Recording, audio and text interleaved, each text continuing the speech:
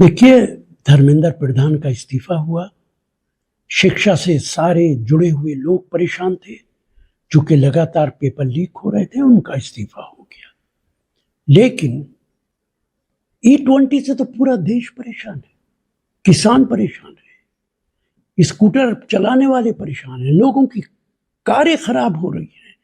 अब नितिन गडकरी के इस्तीफे को लेकर भी एजिटेशन होना चाहिए। अब हम डिमांड करते हैं प्रधानमंत्री से कि जिस तरह धर्मेंद्र प्रधान का इस्तीफा हुआ है, इसी तरह नितिन गडकरी का भी इस्तीफा होना चाहिए। आपने जो इनकॉम्पिटेंट लोग भर रखे हैं, और नितिन गडकरी का सारा फायदा E20 का अपने बच्चों को पहुंचा रहे हैं। गवर्नमेंट उन्हीं से एथेनॉल खरीद रही है और देश के लोगों के स्कूटर और कारों को बर्बाद कर रही है। क्या प्रधानमंत्री को नजर नहीं आ रहा? इसलिए आज मैं डिमांड करता हूं कि नितिन गडकरी का इस्तीफा भी फौरन होना चाहिए। सर, धर्मेंद्र प्रधान ने इस्तीफा दे दिया, क्या कुछ कहना चाहेंगे? देखिए, राहुल गांधी ने, कांग्रेस पार्टी ने और देश के नौजवानों ने भारतीय जनता पार्टी और भारतीय जनता पार्टी की सरकार का घमंड मिट्टी में मिला दिया। बीजेपी की सरकार ने दबाव के अंदर धर्मेंद्र प्रधान का इस्तीफा लिया है। वो एक इनकॉम्पिटेंट HRD मिनिस्टर है, पहले ही उनका इस्तीफा ले लेना चाहिए था। लेकिन दबाव में आकर प्रधानमंत्री ने उनका इस्तीफा लिया है, और मुझे अभी भी शक है कि कुछ समय के बाद ये दोबारा उसको मंत्री बनाएंगे। जितना भारतीय जनता पार्टी को हम लोग जानते हैं। लेकिन इतना मैं जरूर कहूंगा कि आज हमारे दबाव में, कांग्रेस के दबाव में, राहुल गांधी के दबाव में भारतीय जनता पार्टी अपना गरूर और घमंड को तोड़कर ये फैसला किया है। शिक्षा मंत्री ने एक लेटर भी लिखा है जिसमें वो काफी भावुक होते हुए नजर आ रहे हैं। वो भावुक इसलिए नहीं हो रहे कि उन्हें बच्चों का ख्याल है। अगर उन्हें बच्चों का ख्याल होता तो पहले ही इस्तीफा दे देते। वो भावुक इसलिए हो रहे हैं कि मंत्रालय से बाहर का रास्ता दिखाया जा रहा, इसलिए वो भावुक हो रहे हैं, इसलिए परेशान हैं। मुमकिन है उनकी आंखों में आंसू भी आ जाए। वो इसलिए है कि मंत्रालय चला गया है। लेकिन बीजेपी का रवैया, जैसा कि हम जानते हैं, कुछ दिनों के बाद वो उनको जिद में आकर दोबारा मंत्री बना सकते हैं। और आज एक खबर आ रही है कि पार्लियामेंट्री स्ट्रीट पे अननोन लोगों के खिलाफ FIR हुई है, जिसमें IPC के बहुत बड़े बड़े सेक्शन लगाए गए हैं। मुझे ये भी डर है कि 15-20 दिन के बाद ये नौजवानों को परेशान करेंगे।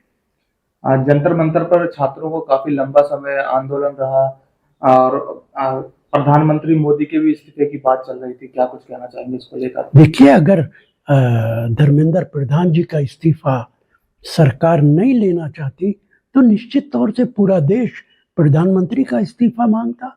लेकिन मैंने पहले ही कहा था, धर्मेंद्र प्रधान का इस्तीफा निश्चित तौर से होगा, लेकिन वो तब होगा जब बीजेपी अपना सब कुछ खो चुकेगी। आज जो देश का माहौल है वो भारतीय जनता पार्टी और उसकी सरकार के सख्त खिलाफ है। देश के अंदर बीजेपी की इतनी मुखालफत पहले कभी नहीं रही है जितनी आज की तारीख है। अगर ये फैसला सरकार पहले ले लेती तो शायद उसकी थोड़ी बहुत इज्जत बच जाती।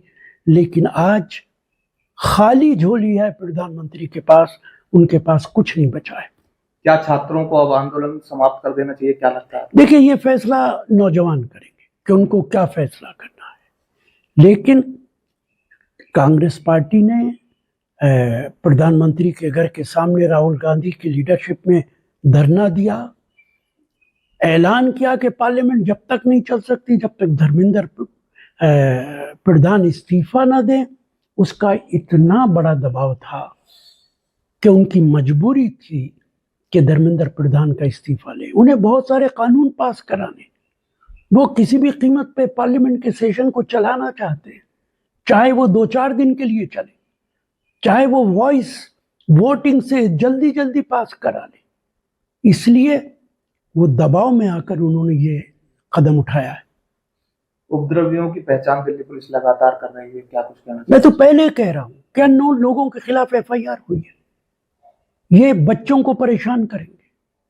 आज मेरी इत्तला यह है कि जो जामे मिलिया के तरफ से मेट्रो स्टेशन पे जो बच्चे जा रहे थे, वो कहीं भी जा रहे हों, उनके बाकायदा नाम नोट किए गए, उनके पते नोट किए गए। पुलिस ने ये सारा काम जामिया की तरफ किया है। दुर्भाग्यपूर्ण है इस तरीके से उनके पते लेना, उनके नाम लिखना। मुझे बड़ा डर है कि कुछ दिन के बाद उनको जेलों में न डाल दिया जाए। पैलेट गन को लेकर काफी विवाद हो रहा है, पैलेट गन को लेकर विवाद हो रहा है काफी, उसको लेकर क्या कुछ कहना चाहिए? देखिए, जो पुलिस इसके लिए जिम्मेदार है, जिन्होंने डंडे चलाए, जिन्होंने बच्चों को मारा, जिन्होंने नौजवान लड़कियों को, स्टूडेंट्स के प्राइवेट पार्ट्स पे हमले किए, निश्चित तौर से वो क्रिमिनल्स हैं। उनके खिलाफ FIR होनी चाहिए, उनको जेल में भेजना चाहिए, उनको पुलिस से बाहर का रास्ता दिखाना चाहिए। प्रधानमंत्री को चाहिए, ये जो बच्चे बैठे थे, ये हम सबके बच्चे हैं। ये कैसे संभव है कि किसी लड़की के प्राइवेट पार्ट पे कोई पुलिस वाला हमला करे? जिसकी जिम्मेदारी हिफाजत करने की है, वो दरिंदा बन जाए तो उसके साथ वही सलूक करना चाहिए जो दरिंदों के साथ किया जाता है। अगर आप ये वीडियो YouTube पर देख रहे हैं तो हमारे चैनल को सब्सक्राइब कर बेल आइकन दबाएं, और Facebook पर देख रहे हैं तो हमारे पेज को लाइक करें।